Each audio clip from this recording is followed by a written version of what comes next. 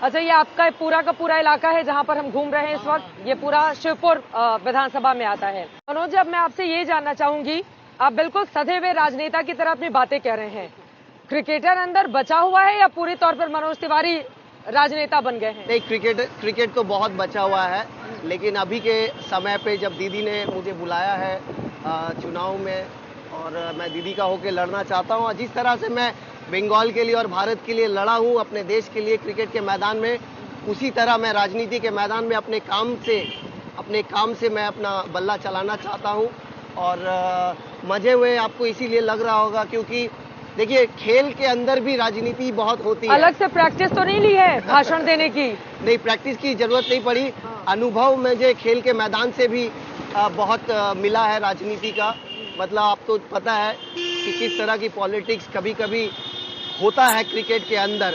तो आप कह सकते हैं ये अनुभव है जो सालों साल खेलने के मतलब वजह से मिला हुआ है। और राजनीति में मैं ऐसा एक व्यक्ति हूँ जो खेल के दौरान भी मैं बहुत सारे अलग अलग सब्जेक्ट्स में रुचि रखा हूँ, जिसमें से एक राजनीति भी है। एक democratic citizen of this country होने का मेरा ये रिस्पॉन्सिबिलिटी है, दायित्व बनता है कि हमारे देश में और हमारे राज्य में क्या क्या हो रहा है उसका नॉलेज होना बहुत ज़रूरी है। एक और सवाल महत्वपूर्ण है।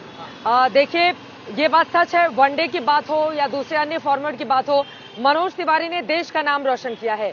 लेकिन 2020 की अगर हम बात करें तो शानदार प्रदर्शन करते हुए इन्होंने रणजी ट्रॉफी में 13 शतक लगाया, और ऐसा करने वाले वो पश्चिम बंगाल के दूसरे खिलाड़ी हैं।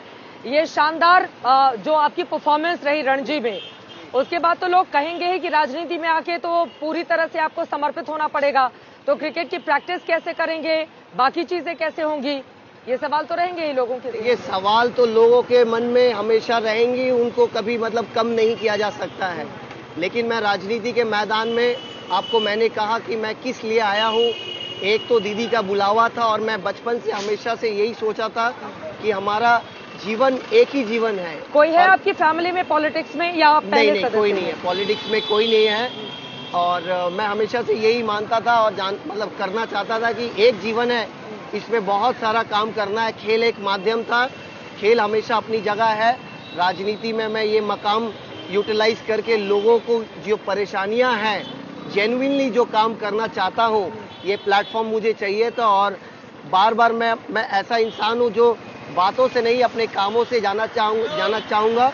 और आने वाले समय में आप ये रिकॉर्डिंग हमारे दर्शकों को दोबारा दिखाइएगा कि ये लड़का आज जो बोला आपके बाइक में बैठ के, बुलेट में बैठ के, क्या ये सही बोल रहा था या फेंक रहा था बाकी बीजेपी के नेताओं की तरह। बिल्कुल, ये तो जनता आपसे सवाल जवाब करेगी।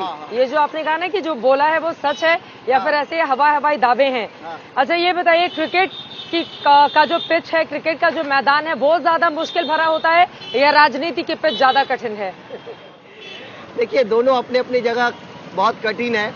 खेल के मैदान में आपको पता ही है, मैं करीब 21 साल हो गया है मुझे, और नॉन स्टॉप बंगाल के लिए सीनियर टीम में 18 साल हो गया है, और भारत के लिए भी शतक किया है, मैन ऑफ द मैच भी बनाया है।